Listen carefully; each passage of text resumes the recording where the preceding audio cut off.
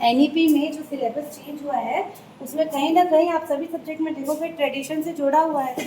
तो अगर हमारे बॉटनी सब्जेक्ट में ट्रेडिशनल बोलेंगे, बॉटनी सब्जेक्ट में ट्रेडिशनल बोलेंगे तो क्या होगा कि जो हमारे पास पौधे हैं उनको पहले समय में, मतलब आयुर्वेदिक के समय में कैसे उन पौधों को यूज़ करते थे।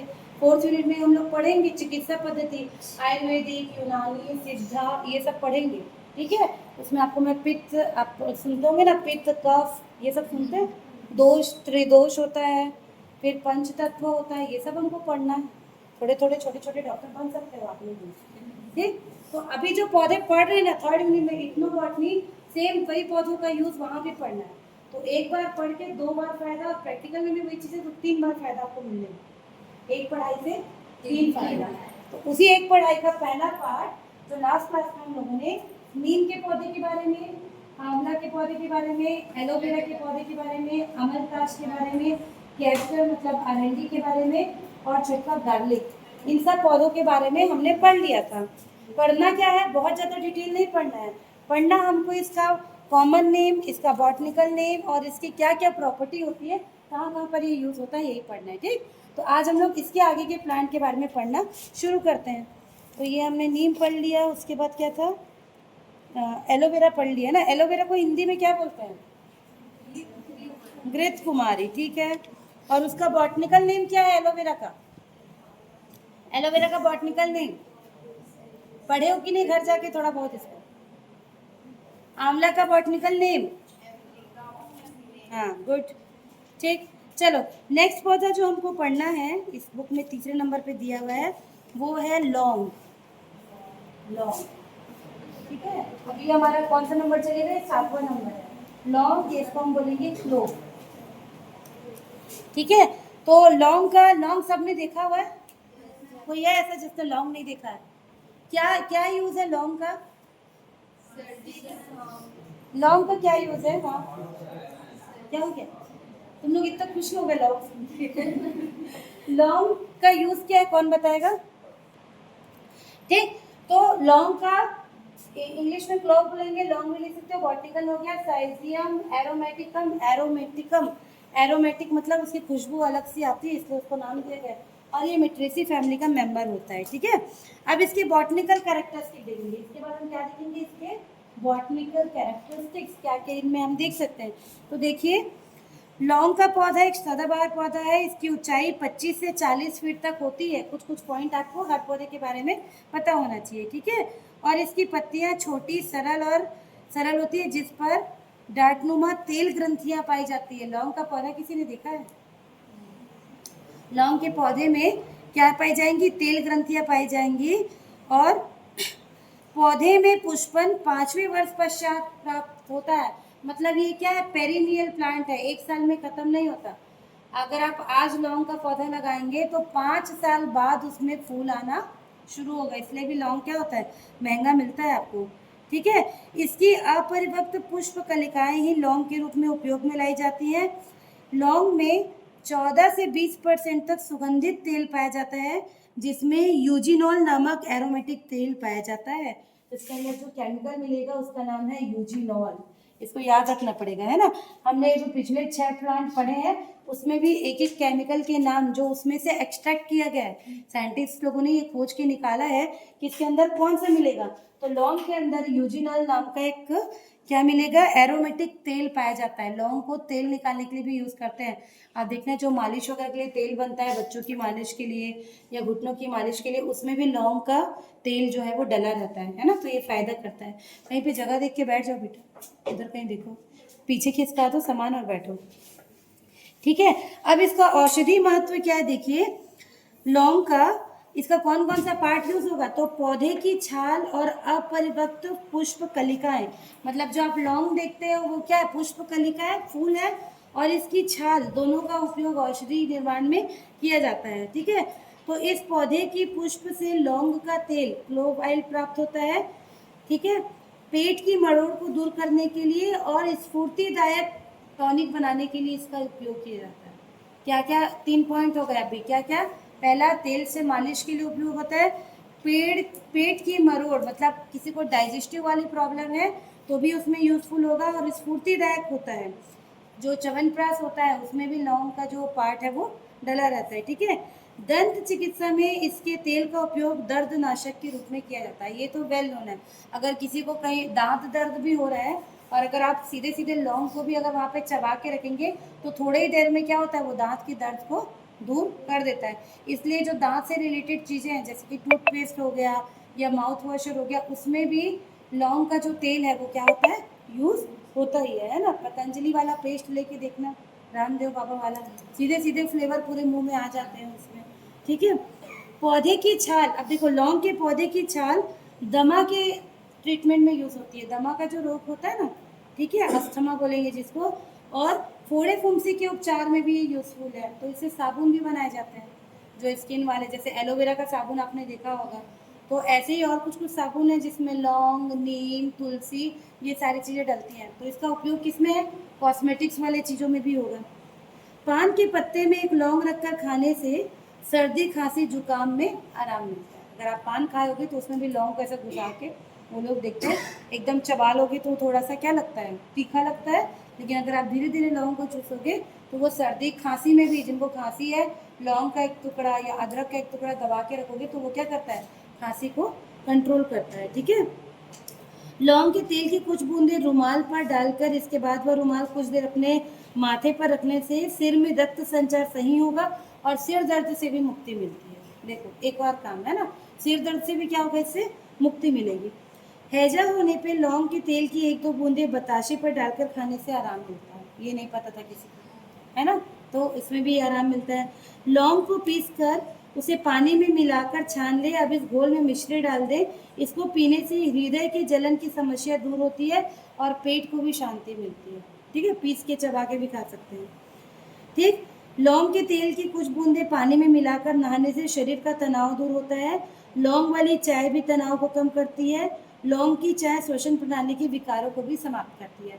जैसे कई लोगों को कुछ प्रॉब्लम होती है, मुंह से स्मेल आता है ना, कितना भी ब्रश कर लिया अंदर कुछ बैक्टीरिया होते हैं जिससे आता है। वो लोग अगर लगातार लौंग को चबाएंगे तो ये जो विकार है ना, मुंह वाले जो जैसे स्मेल आना या और कुछ भी, दांत में दर्द होना, मसूड़ों में दर्द होना, अगर लौंग का सेवन रेगुलर करेंगे तो ये सारी समस्या क्या हो जाती है, दूर हो जाती है।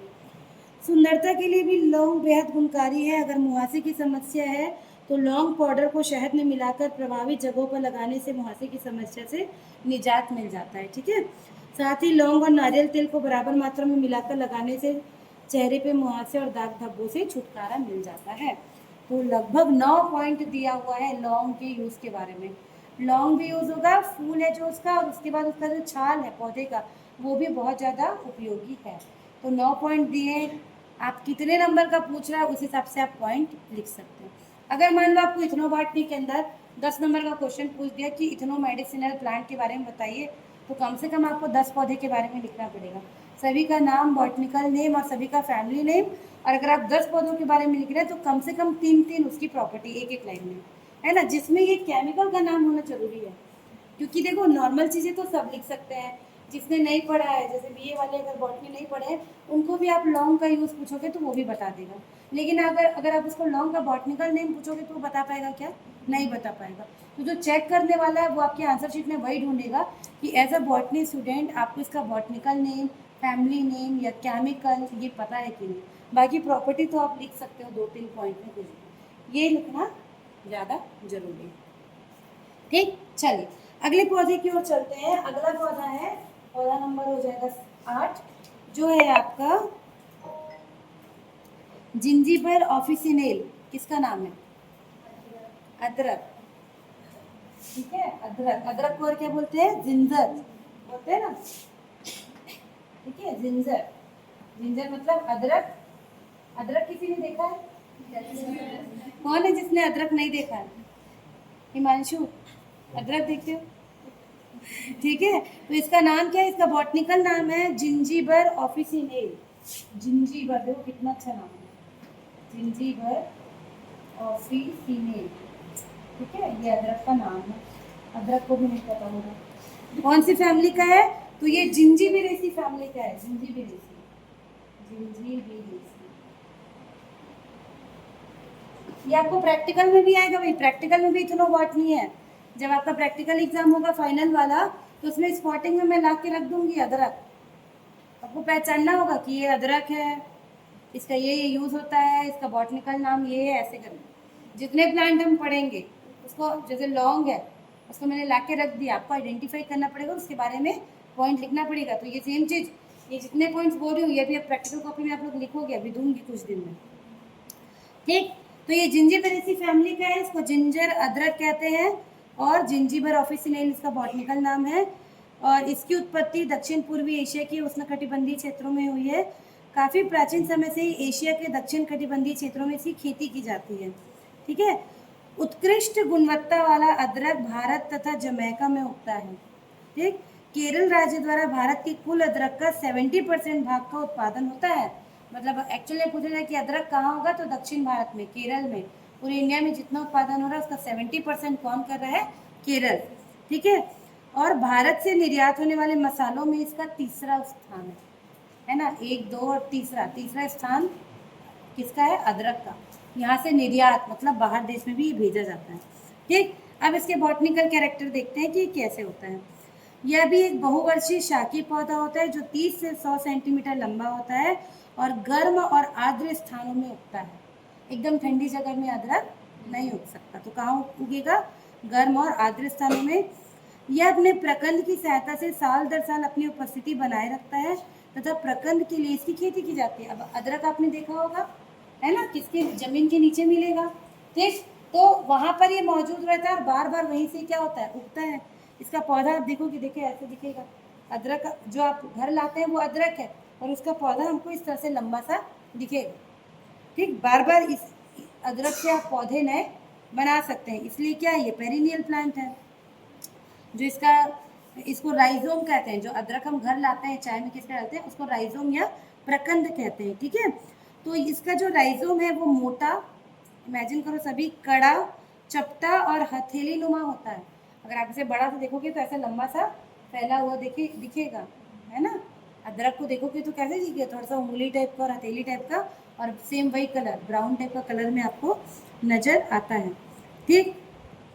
इसका जो लीफ शूट है, मतलब जो जमीन के ऊपर पोर्शन मिलेगा, वो एक वर्षीय वायवी, मतलब हवा में सीधा और लंबी और चपटी पत्तियों वाला होता है, ठीक है। इसकी जो फूल है वो ट्राइमेरस, मतलब 3 उसमें पंखुड़ी रहेगी, हरे रंग के होते हैं, ठीक है। और बहुत सारे इसके डिटेल है, इतना आपको डिटेल में नहीं जाना है, ठीक। इसका रासायनिक और औषधीय महत्व देखते हैं। तो अदरक में 1 से 3% तक वोलेटाइल ऑयल होता है, जिसका मुख्य घटक जिंजीबेरेन है। तो इसके अंदर जो केमिकल मिलेगा उसका नाम क्या है, जिंजीबेरेन। देखो सब जिंजी वाला है इसके अंदर, एक बार याद कर लोगे तो बार बार नहीं करना पड़ेगा। जिंजीबेरेन नाम का केमिकल इसके अंदर मिलता है, उसका फॉर्मूला भी है, क्या है, C15H24, C15H24। ये जो केमिकल है इसका फॉर्मूला है, अदरक के अंदर ये मिलता है, जिंजीबेरेन, ठीक है। अदरक का विशेष तीखा स्वाद, अदरक ऐसे छोटा सा काट के मुंह में कभी रखे हो, कैसे लगता है, तीखा लगता है ना भाई, खांसी में डायरेक्ट वो असर करता है। छोटा सा अदरक आप चबाओ, थोड़ा तीखा लगेगा लेकिन वो फायदा करता है। तो इसका जो तीखा स्वाद है वो जिंजीबरान नामक केमिकल के कारण होता है। तो इसमें दोनों मिलेगा, कौन सा, जिंजीबरीन और जिंजीबरान, दो केमिकल, ठीक है। फॉर्मूला जिंजीबरान को आ जाएगा, C11H14O3 की उपस्थिति के कारण होता है।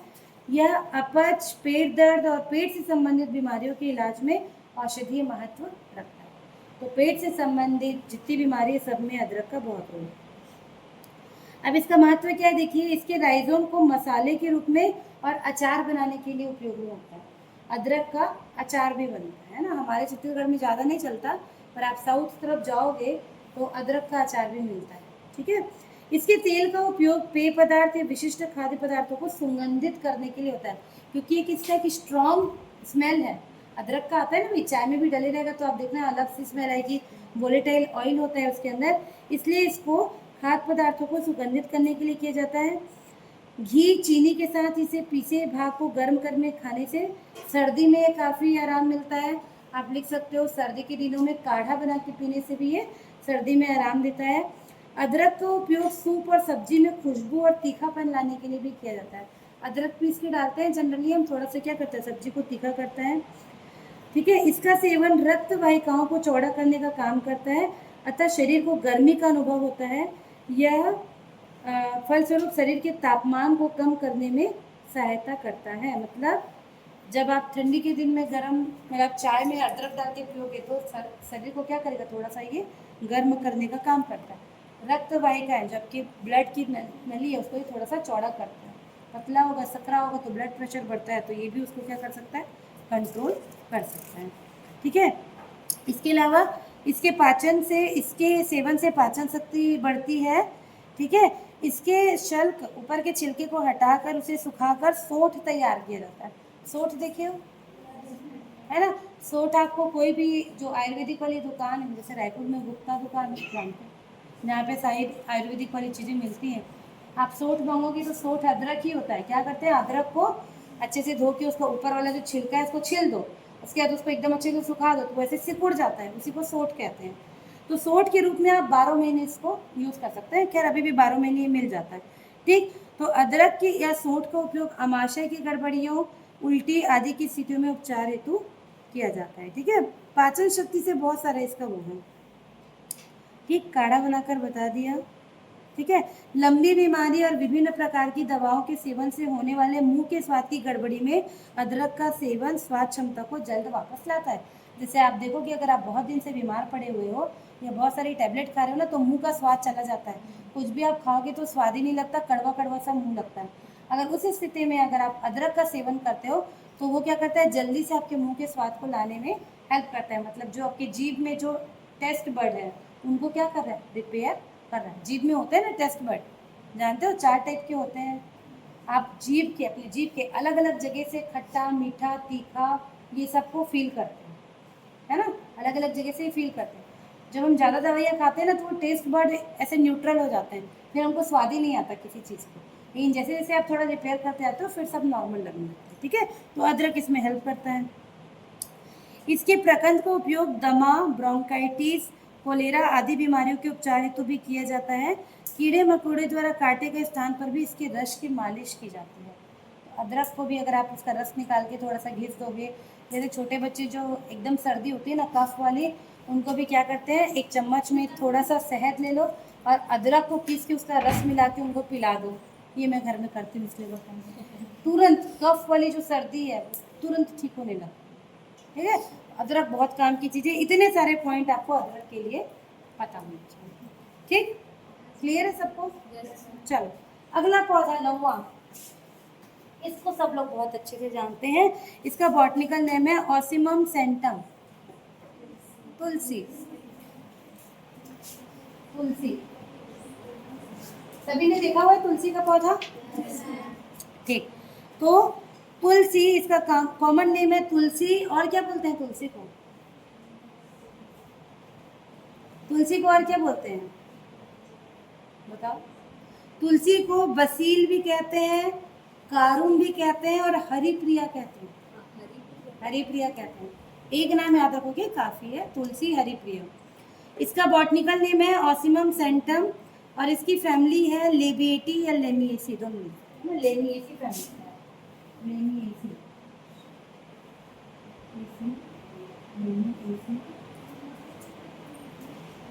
लेमिएसी, ठीक है। एसी लेमिएसी फैमिली का है। इसका बॉटनिकल नेम क्या है, ऑसिमम सेंटम।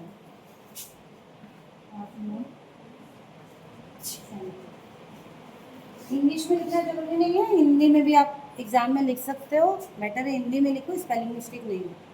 ठीक है। तो बुक में अच्छे से दिया हुआ है ऑसिमम सेंटम, ऐसे आप लिख सकते हो। इसका पीडीएफ दूंगी। ठीक।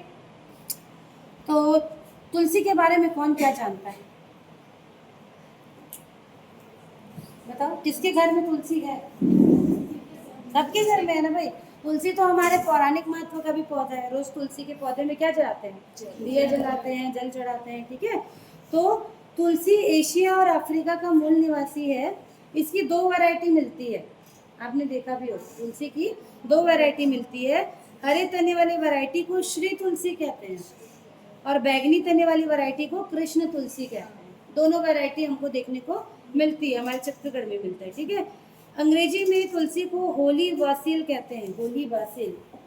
होली मतलब पवित्र, पवित्र पौधा माना जाता है ना, होली बासिल, इंग्लिश में इसको होली बासिल कहते हैं, पवित्र पौधा कहते हैं, ठीक है।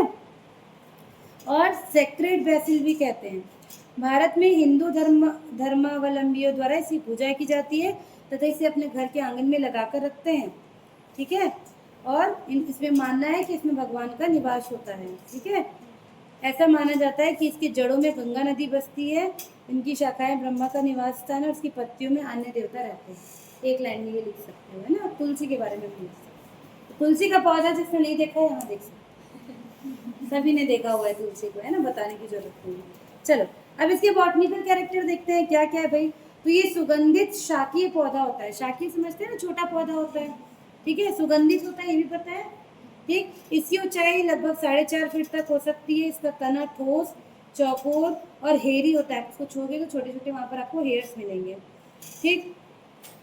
इसकी पत्ती पिटियोलेट होती है, मतलब पत्ती में आपको छोटी सी डंडी मिलेगी, ठीक है। फिर पत्ती का बहुत सारा डिटेल है, आप अगर पढ़ पाओगे, याद रख पाओगे तो कर सकते हो, क्योंकि आगे की क्लास में आपको ये सब पढ़ना है, अभी नहीं पढ़ना है, ठीक है। इसके औषधि और रासायनिक गुण देखते हैं। तुलसी की पत्तियों में वाष्पशील सुगंधित तेल, एरोमेटिक वोलेटाइल ऑयल पाया जाता है, जिसमें मुख्यतः जो केमिकल मिलेगा उसका नाम है सिनियोल। सिनियोल नामक केमिकल मिलता है, सिनियोल,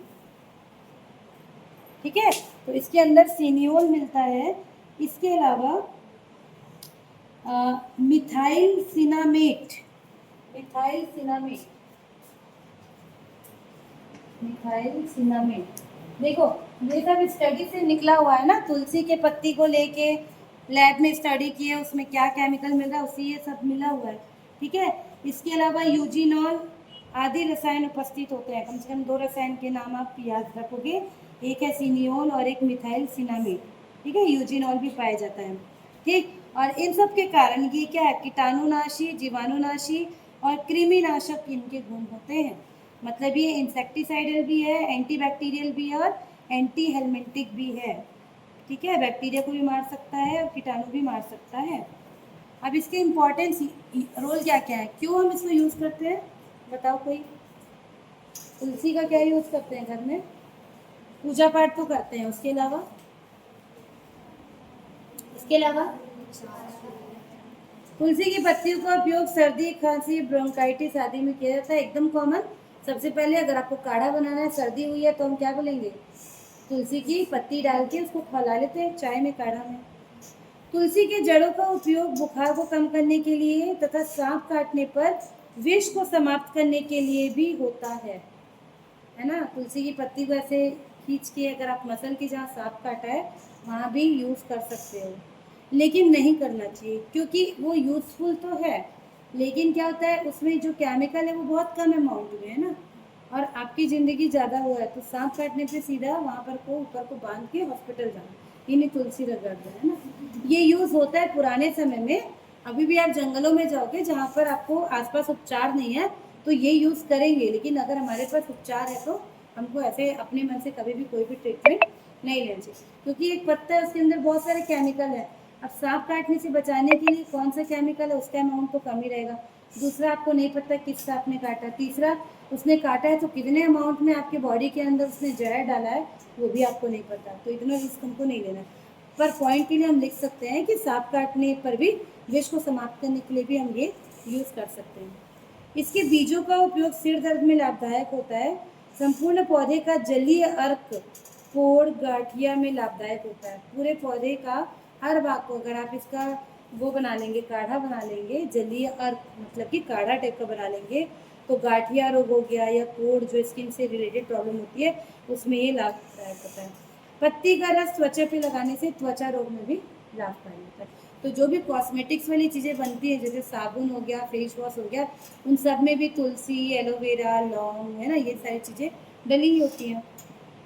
तुलसी के तेल का उपयोग विशिष्ट सुगंध हेतु चटनी में, अचार में, सिरके में, पेय पदार्थों में किया जाता है ना। आप कोई ऐसे सॉफ्ट ड्रिंक वगैरह पियेंगे तो जैसे नींबू को डालते हैं वैसे तुलसी की पत्ती को भी आप डाल सकते हैं।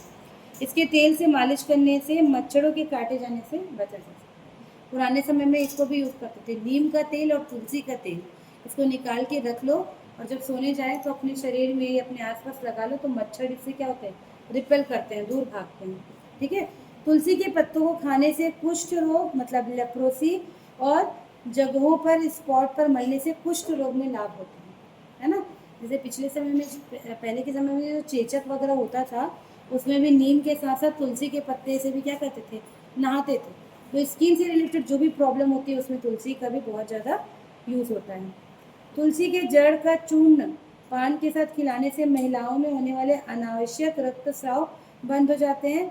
मासिक रक्तस्राव रुकने की स्थिति में तुलसी के बीज का सेवन करने पे भी ये फायदा है। ठीक है।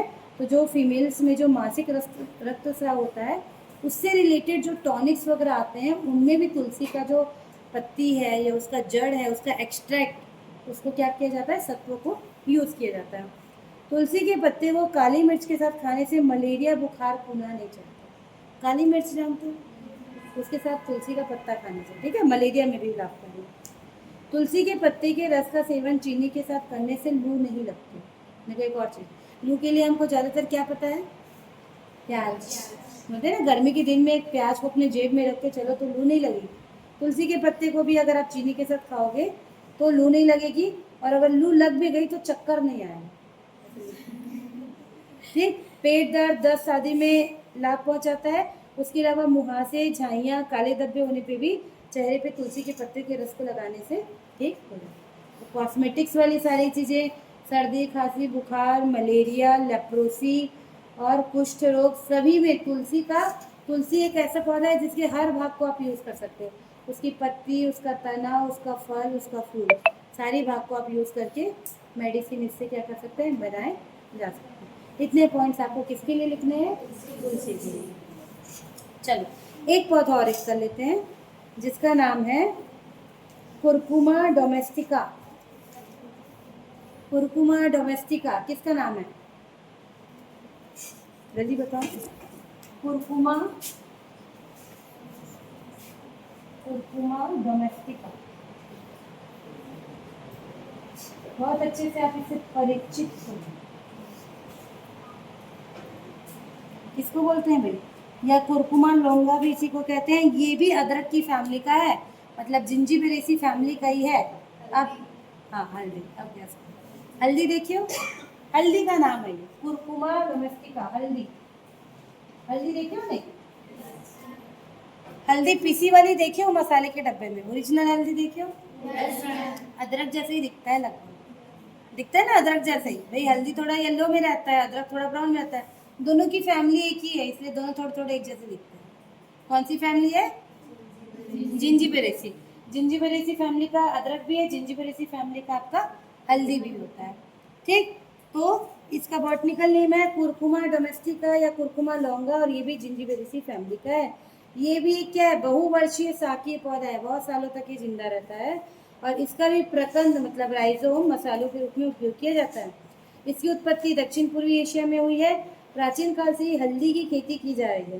तो 400 से 500 एडी के सांस्कृतिक ग्रंथों में भी हल्दी का उल्लेख है। तो हल्दी तो बहुत पुराना है ना, एंटीसेप्टिक के रूप में यूज़ करते हैं। आप अभी भी देखोगे अपने घर में किचन में अगर काम करते हुए चोट लग जाए, चक्कू वगैरह से लग जाए, तो तुरंत क्या लगाते हैं, वहाँ पर हल्दी लगाते हैं।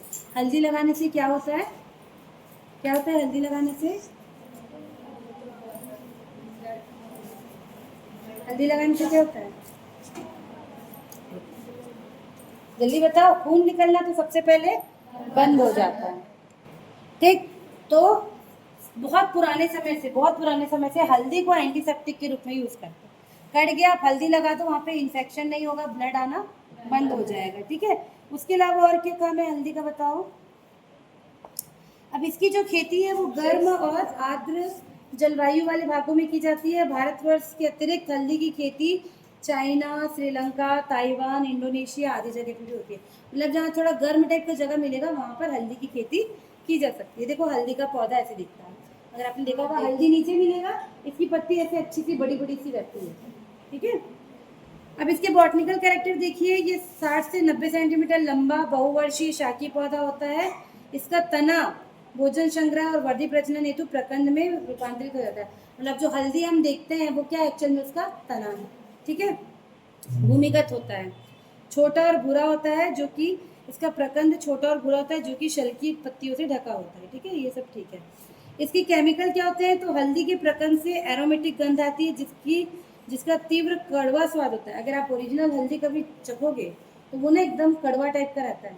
जो घर में हम पाउडर फॉर्म में यूज़ करते हैं वो थोड़ा रिफाइंड होता है, वो उतना कड़वा नहीं होता है। लेकिन अगर आप हल्दी ओरिजिनल देखोगे, जो कच्ची हल्दी भी बोलते हैं, शादी ब्याह में जो यूज़ करते हैं ना हल्दी लगाने के लिए, वो कच्ची हल्दी को घर में पीस के यूज़ करते हैं, तभी तो हल्दी का रंग चढ़ता है ना येलो कलर। ठीक है, तो ये कड़वा स्वाद का होता है। इसमें भी वॉलेटाइल ऑयल या वाष्पशील तेल पाया जाता है, जिसमें तीव्र कीटोन टर्मिरोन उपस्थित होता है। अब इसमें जो केमिकल मिलेगा उसका क्या नाम है? कीटोन टर्मिरोन। लिख लो, कीटोन टर्मिरोन उपस्थित होता है।